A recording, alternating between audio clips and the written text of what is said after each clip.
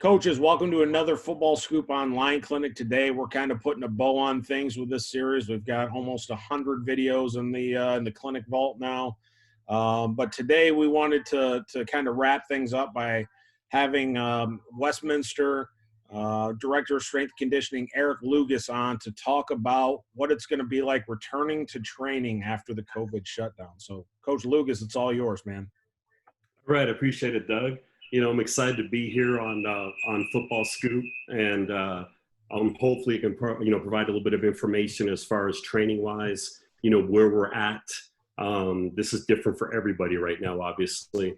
My contact information is here on the bottom with the email. So at the end, I like doing this here at the beginning. If you have any questions or you want something from the presentation, there ain't no secrets in this thing, guys. It's about sharing ideas. We're all in this together, and every situation I think is going to be different. But as we start going in and explaining the program, what we're going to put in place, just wanted to share some pictures of our facility so you have an idea. Our facility is about 7,500 square feet.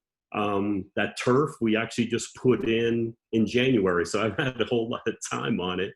But it's lane 1, which is closest to the wall. That lane is 44 yards long. We don't run 40s, obviously, because that exit door comes real quick. But it's 44 yards long, and then each lane is 4.5 feet wide. So the turf is 9 feet wide. It's been really great for our kids, where they can run and do plyometrics and such side by side. We do our dynamic warm-ups on there. We do our competitive races whether it's the Pro Shuttle Series, 60-yard shuttle, different suicides, just kind of getting them out there and competing. The picture on the right, you can see the hurdles and stuff. They were set up more for a plyometric day. That was kind of before school got out. I apologize for the blurriness a little bit of the pictures. These came out of the internship packet. I haven't been allowed to actually go back to school since this whole thing has been locked down at the beginning of March. And so I haven't been in the weight room or my office since then. But we have 9 platforms and half racks that you see on the left, and then 9 bench racks, multi-purpose racks there. For our bench press, we can squat and do all those things, clean pulls and such, the dumbbells. And then we have our hammer strength line of equipment for our post chain. The empty space there, you can't see it. It's kind of more on this side. We have the kettlebells, so we use that area for our kettlebells. And coming kind of this way towards our front of the weight room, we have you can't see the med ball racks are there, so we use that green space for that. So kind of backing up on when things happened with this lockdown, we actually locked down really early. End of the last week of February was the last time I saw these kids in the weight room for a full week. We had spring break the first week of March, and then the kids worked out Monday, Tuesday, Wednesday, and they were gone. Our school had the Zoom learning session on Thursday, and then we had to be home to implement it with the kids on Friday, and then bam, it's been like that ever since. But every Sunday, we have a Schoology page, and we would load our weekly workouts into those Schoology page and all the necessary documents and videos that they need for that week. I expanded the workout to go 6 days. So I had set it up for Monday through Saturday. You'll see an example of it here in a minute. But Saturday was more of a yoga recovery day with an active warm-up. The workout was based on body weight circuits, the videos, and conditioning as well. We also did a daily check-in link that was on that Schoology page as well as kind of the honor code. It's a very big thing with our school, that it's kind of the kids would check off that the workout was completed on that day. We varied the workouts for the 9th graders and also for those who had access for weights. Fortunately, a number of the kids have weights or some sort of weight room in their house. They would text me and I would screenshot their actual workout sheets that they use in the weight room. They would implement the workout at home. They'd send me the new picture back, and then I would adjust their weights and take the next picture, and we just kept it going just like we were there. We still had our summer draft with our senior lifting captains. I wanted to maintain some normalcy. So we still did that, you know, with the 6 lifting teams that we have during the summer. And I was telling Doug before this, I was so fired up because I had a Zoom meeting with the 6 captains yesterday morning at 9:30. And I asked them, I said, I need you to find out when your guys on your team can work out in the 3 group times we got. And I literally got that Google Doc back about an hour before this presentation. So they made my life a whole lot easier. But ultimately, with all the workouts we did in place, you know, you got to question it, did they do the work? And if they did the work, how much, you know, did they do? Fortunately, we were in a situation, we had 5 teams ranked #1 in the state before this whole shutdown started. So athletically, we're highly competitive, you know, from regardless of the sport. And our kids are like that too. So my hope is they did what they're supposed to do, but again, it's the unknown and we don't know. This is a sample template. I believe this was, it's either week 4 or week 5 because it got cut off on the top when I did the screen share. But this is a sample of what we did. We can see this good, right? On the screen, okay? So with the warm up, we did an active dynamic. The kids know what static stretches to do.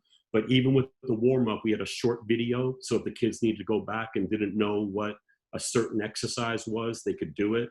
We had a short 2-minute wall drill video. I wanted to keep those acceleration mechanics that we worked on that turf kind of ingrained in their head while we were gone.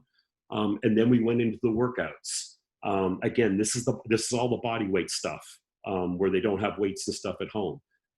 Where it says like on Tuesday, on Thursday, it says complete the bear document, the push-up document. On each Sunday, I would open up those links for whatever workouts we have. Like we have 5 different yoga videos that we used. This one on Saturday happened to be the yoga video, the power video. So that link would be open. They wouldn't be able to see the other stuff. So it wasn't a choice of what they can do. It was more that we're kind of giving them all the tools they need to complete the Monday to Saturday workout. And then we did the different runs there on the bottom. The agility drill script was also open in the Schoology page. And I just have the kids pick, you know, whether it was 2, 3, or 4 drills and repeat X number of reps between that script. The half gassers were up to 16. Again, that's not where we started. You know, we've been building in increments up to this point. Again, with the 300-yard shuttles, the speed conditioning there on the Monday, and kind of more of a speed sprint work on the Tuesday. But that just kind of gives you an example of what I sent to the kids as the lockdown happened. And then all this is in place should something happen in September, October, where we have to go back to some sort of virtual learning.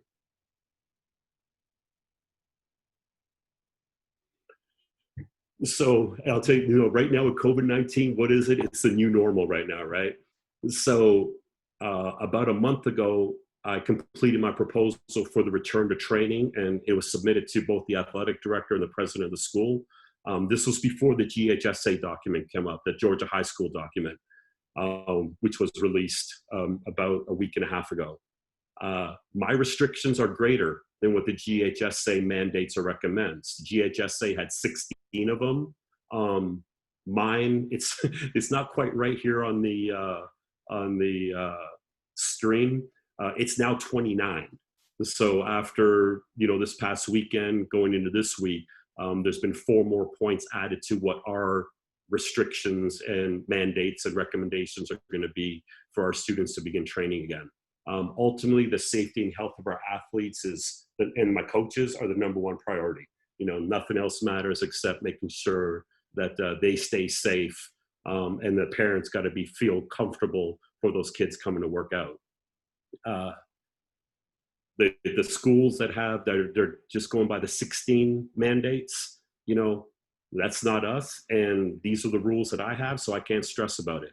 I just think in the situation that we're in right now, as coaches, as strength coaches, you know, we got to be flexible, and we can only control what we can control. And so there's no use kind of, you know, getting stressed out about it. I think the worst thing can happen is that we do something dumb or ill-advised, And now we come back and the program gets shut down, and the kids are back doing virtual workouts. Okay, this is a little bit harder to read. This is a copy of what the Georgia High School Association sent out, and all their bullet points, their recommendations and or restrictions. So some of the stuff we have to do, some of the stuff is actually, from a recommendation standpoint. The big thing that stands out is the group of 20 per sport. I have one coach in there, we can only told me to have 20 kids in the weight room at that point. I'm not going to go through all this stuff, but a lot of it's common sense, like no locker room use, no showers. The kids come to work out, change their clothes, and bam, get back in their cars and they got to go. The cleaning of the weight equipment, hand sanitizer being available, all those different things. A lot of it's self-explanatory, but, I'm glad they gave us some guidance to do it. This is ours. Okay, so ours is a little bit bigger here for Westminster, and it's actually now on a page and a half. So this was like before I made this presentation, before I got the new information on Tuesday morning. But our restrictions are a little bit different. We can only have 10 kids in the weight room. And so I got a 7,500 square foot weight room. I can do pretty well keeping 6 foot distance between the kids in the weight room. I think challenges will be presented. You got 1,000, 2,000 square foot weight room, and you have a group of 20. I'm not sure the sharing of equipment, it's going to be challenging. There's going to be a lot of thought process taking place. Each situation's going to be individualistic. So when I go through what I'm talking about here, what we're looking at program wise, it's more set up to what we can do in our situation, what our restrictions are, and the equipment use that we have. We got all coaches. The coaches got to wear masks. We can't share, obviously, the sharing of the water bottles. Water fountains are going to be turned off in the weight room. So the kids really have to be disciplined as far as, making sure they bring the water bottles for indoor and the outdoor workouts. There's a lot of them. I can go through this, and spend a lot of time on this, but if you send me an email, I'm happy to share these things. Again, this is specific for our situation. Even from the sense of the locks and the doors of the weight room are going to be changed, because I really got to restrict the access of people not coming in there off hours once we disinfect the weight room before their next group comes in the following day. So now I've gotten approved for the workouts. So now what? Again, the last week I saw these kids was the end of February. So we're basically starting over. And so we're looking at laying that foundation, getting the kids back moving, getting them back lifting again in that weight room. We got to recondition them, develop that strength, and then gradually get back into the speed, agility, and power. If you flip this pyramid and go the other way, I really believe the likelihood of soft tissue injuries, when you look at the hamstring, the quad, the hip flexor, the groin, in that area, I think you set yourself up for those injury risks to increase. And that's just not something that we want right now. If we have a couple, 2.5 weeks before that GHSA dead week, and I have somebody pull a hamstring or a quad or a groin in week 1, I'm going to lose them till after that dead week. And they're not going to be able to have, do any sort of running until we get to the point of like July 6th. So I think we got to be patient right now. I think that's the biggest thing. On day 1, I'm excited, man. That's just like all the coaches, we're back. But on the flip side is you got to kind of control that enthusiasm. Football knows we're doing a conditioning test on day 1. Now I know, coaches, might sit there going, man, that damn coach is crazy. I said, that's why I have but right there. They know they're doing a conditioning test, because I basically want to see them as far as where are we at right now. There's got to be an evaluation. What kind of running. This is more of me telling them they're going to do that test, that they've done the workouts leading up to this point when we start back up. But you can't be renegade on this. We're not going to run them into the ground, because again, if I lose the kids, that's not going to be good as, from an injury standpoint, that's not going to work as well. So we got the 2 weeks before the July 4th mandatory dead week. In the weight room, we run a tier system. So usually we would do a total body workout each day.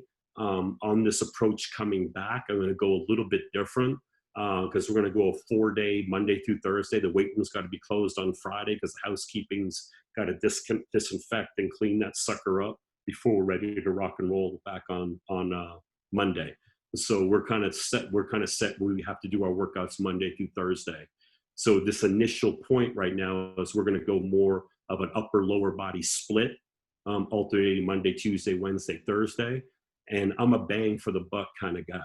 I like to select exercises that are multi-joint based and kind of stimulate more muscle groups, as many as we can in that time that we have available. We're only going to have about 45 minutes in the weight room. The GHSA mandates, and so does my school. We have 15 minutes where we have to clean the benches and the weight room down before the next group comes in. So it's less than what we would normally have. So we want to be as efficient as we can as when we're in there. During the first week, we're a ground-based Olympic lift, free weight-based program. So we're going to do clean pull with no catch. I'm just going to get them back going. Utilizing deadlift, front squat. I like those first 3 exercises because one of the mandates that I had going back over here is we can't spot the kids and the kids can't spot each other. GHSA said that they can side spot, so I'm trying to see if I can get that approved, but I'm not there yet. And so at least I know with those first 3 movements, if something happens, we're going to be sub-max, so we're going to be working, be in that 60 to 70% range with a higher rep count. So at least I know with those first 3 exercises, they can dump it if they get in trouble. They can drop the bar on the clean pull, the deadlift, and they can dump the bar on the front squat. We will do a lighter squat, just kind of get them going, bench press, push press, lunges. And also, I'm going to do a strong emphasis on the post chain, working the hamstring, working the traps. We can't use our neck machines. And so the shrugs and the upright rows to work the upper trap area is going to be real important for us to do. Neck bridges will be done body weight wise outside when we're on the field, but we got to improvise our program. It's going to be different. We can't use all our toys and all our equipment that we have in the room. And there we can see the no spotting allowed. So, the weights have to be selected for what they can, be able to handle. Be also aware that the kids are going to get sore. It doesn't matter what you do. You can go as light. You can dial down the running. When they first get back in there, that 48-hour DOMS is coming in a hurry. And so they're going to be sore Tuesday. They're going to be sore Wednesday. And that's where I think it's important where, we don't get renegade with it. We got to get them back, ease them back into it, to reduce the risk of injury, and then also kind of reduce that soreness. So when you come back in week 2, we can kind of get ready to go. Again, this is an example of the schedule. This is not finalized at this point. I just wanted to share this with you guys on what we're looking at, what a typical day in the summer. My focus right now is on the fall sports with football. And when I said the girls group right there, that's for volleyball and softball. Those are the fall sports that we have. 9th grade group there in the middle. And then the football groups, you can see where it says the FB on there. They got the 2-hour groups right there. So again, to get around that 20 where we're only allowed 10 people in the weight room, you can see on the top right here, where I'm going to go 10 outside, 10 inside. And each 2-hour group will have that. And then we will rotate the kids back in. So that's an efficient way. We're still going to get a lot of the guys done, but we're not going to be able to please everybody. It is what it is. Some of the kids, are going to be out of town. Some of the kids, the parents aren't going to let them go. We got to be real careful with that, that these are optional workouts, voluntary, basically.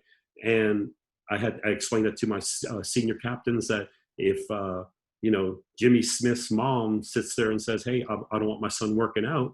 I said, you let me know. I'm going to talk to Jimmy and his mom, let him know that we can give him workouts to do at home. And we got to respect that decision.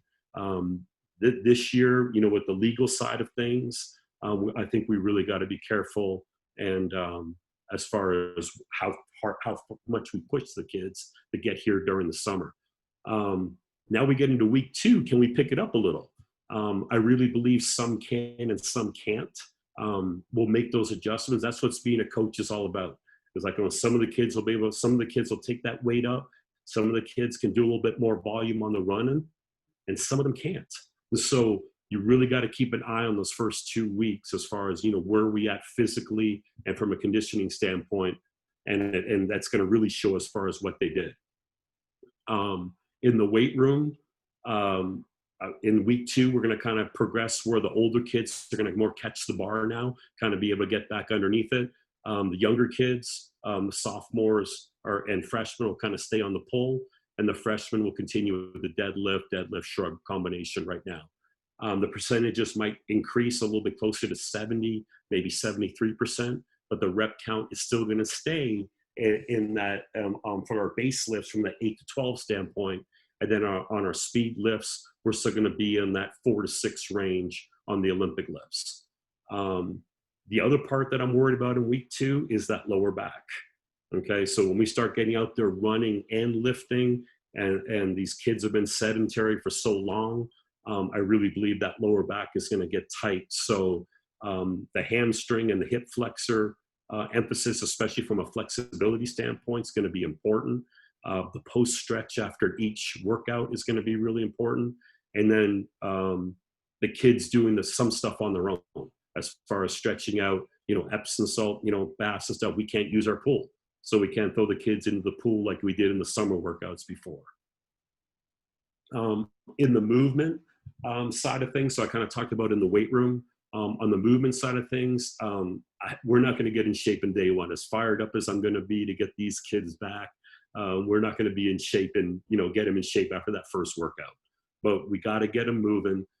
Down here, by the time we start here, middle of June, second week of June, that heat's going to be cranked up.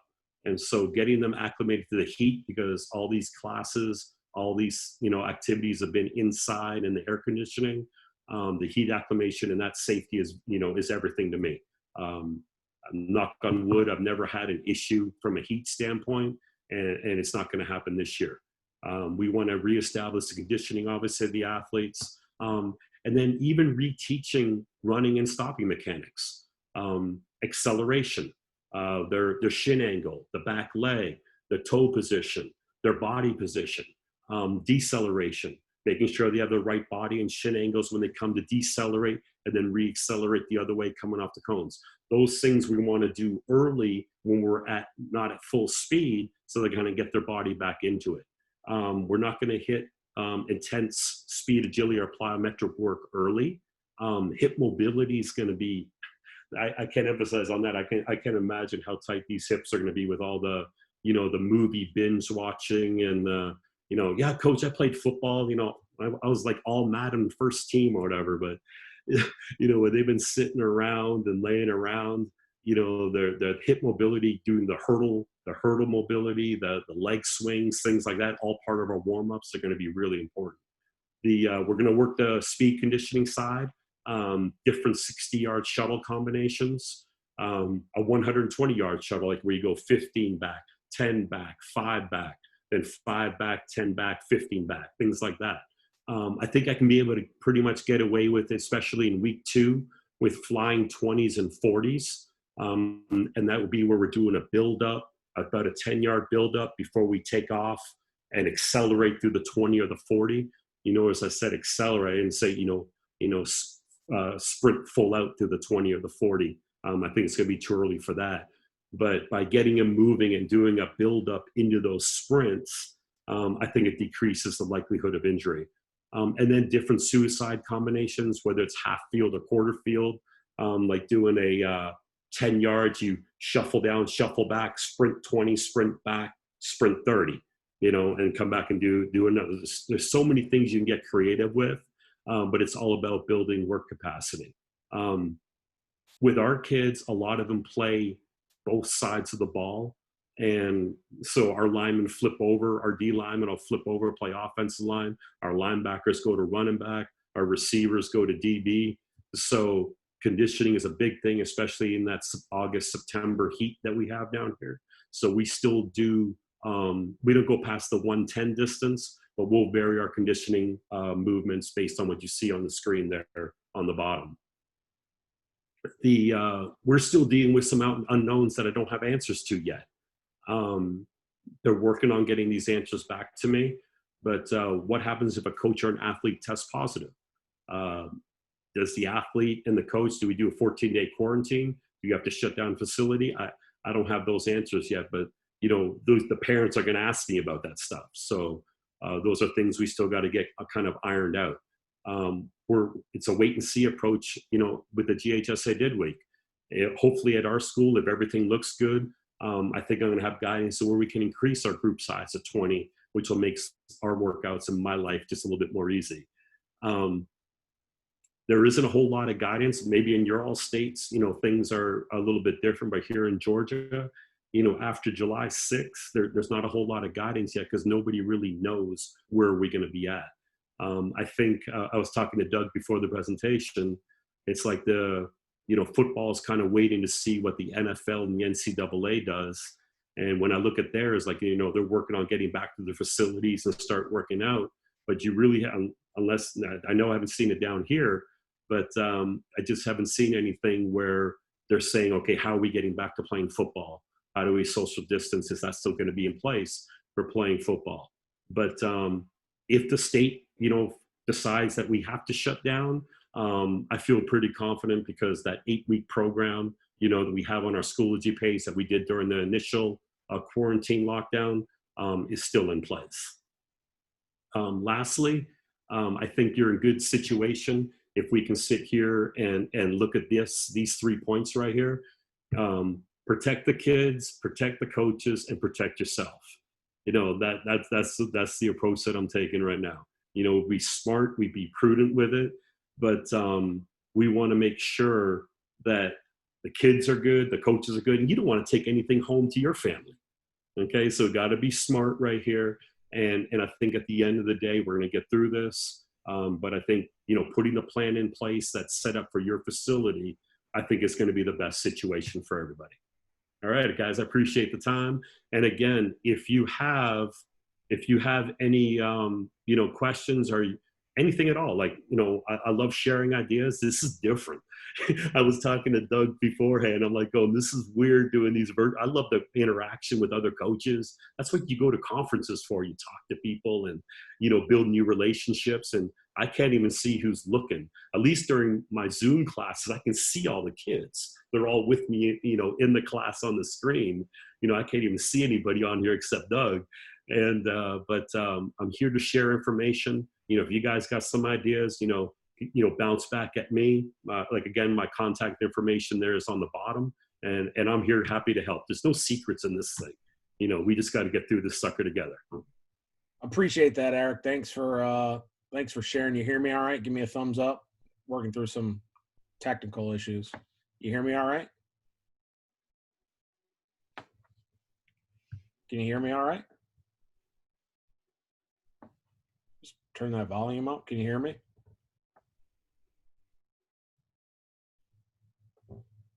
Can you hear me?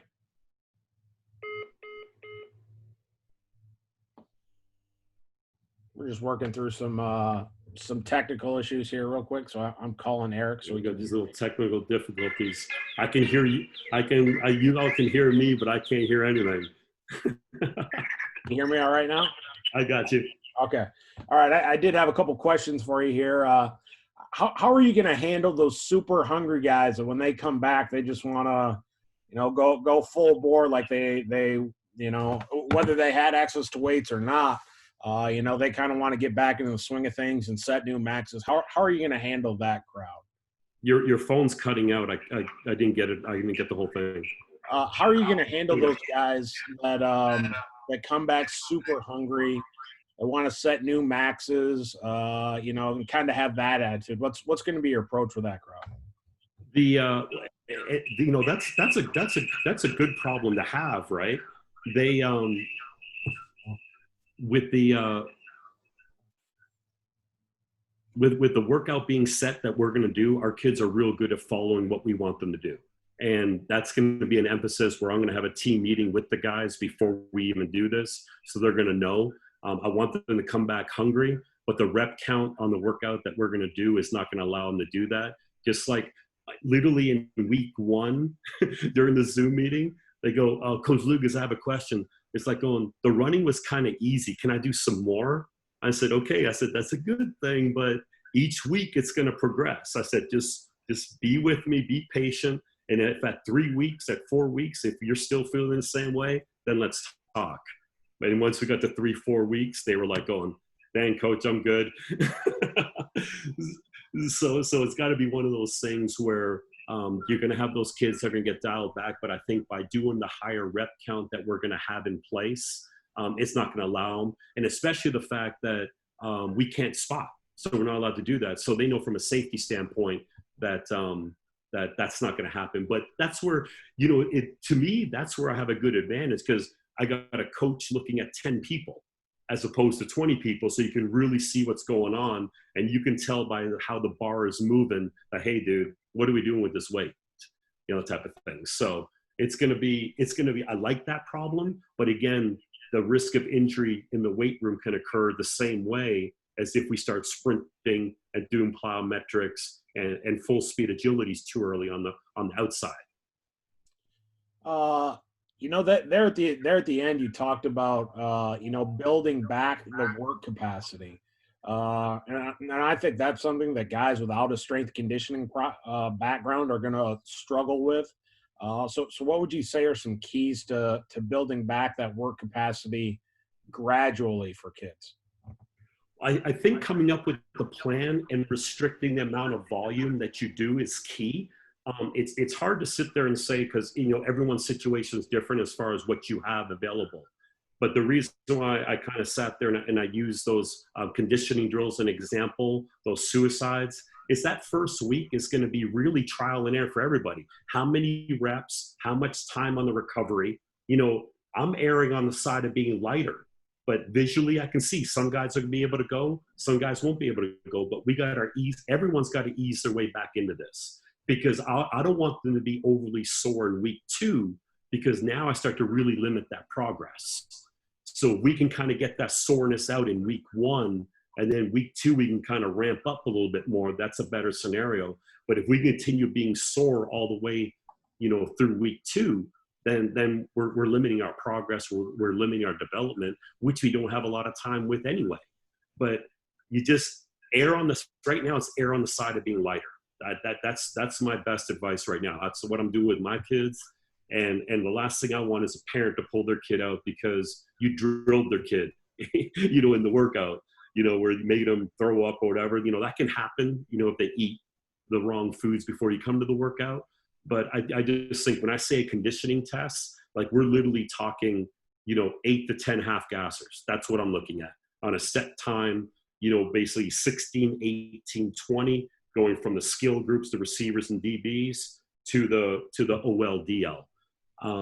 But to put that in a flip side, week 1, when I know all these kids have been playing their sports through the whole spring semester, and we've gone through the whole playing for the state championship or we're in the playoffs real late. The kids have been competing and going for a long period of time before we start, the first week of June. Our first day at 110s is 16. The kids are used to that, but that's not what we're going to do on week 1. It's going to be like literally 8 to 10 half guys, and it's just an evaluation. I think you should do an evaluation. That's just my opinion. Other coaches will think otherwise, that, oh man, you don't want to test them on week 1 because, what if they ain't been doing nothing? Well, I need to know what they've been doing. But I don't think we want to sit there and just punch them in the face and say, and punish them if you haven't done anything. I think that's where things can go, the wrong way. But erring on the side of lighter to build that work capacity. And what I mean by that is, again, getting that body to handle the lactic acid buildup, to clear it out a little bit better. And that's just by getting them out there moving and running, because we've been sedentary for way too long.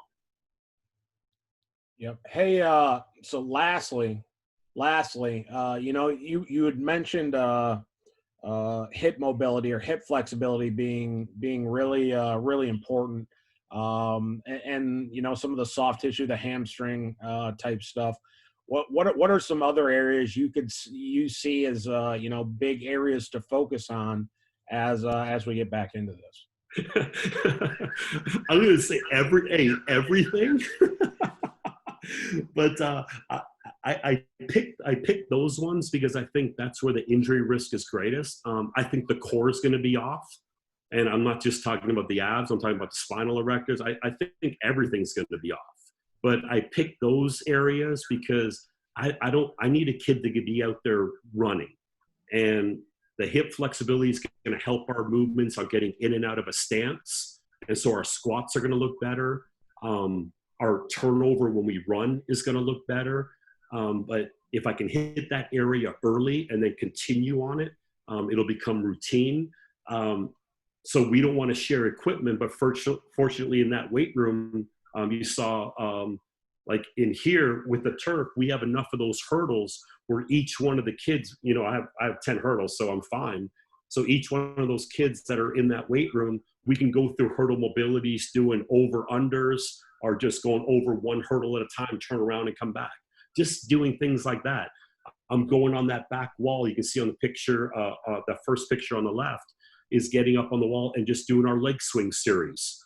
Frontal plane, laying, stepping to the side, doing hip rotations, counterclockwise, clockwise. It's endless, outside, up by a fence or whatever. So there's a lot of areas to look at, but I emphasize those things because to me, when we come off of a lockdown like this, that's the area where I think injuries are going to happen the most.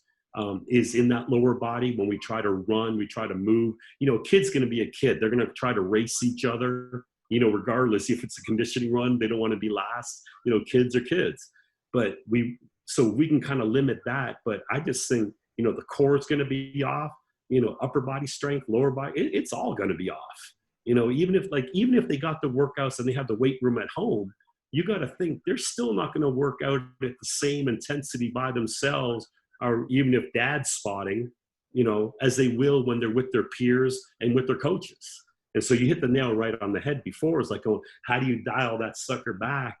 As far as the kid that wants to come in here and say, man, I'm on a 1 rep max today, and that's where, unfortunately, with a group of 10, it's not going to happen. The workout's going to be scripted. They're going to have that 8 to 12 rep sequence on the exercises that we choose. And they're going to understand they don't have a spot, and they know that their health is, number one for us. Hey, thanks a lot for joining us, Eric. I think there's a lot of good stuff in here coaches will benefit from. I appreciate you taking the time. Hey, man, I appreciate the opportunity. I love doing these things, and I look forward to hopefully seeing you over in the conference here in the near future. Thanks a lot. Live.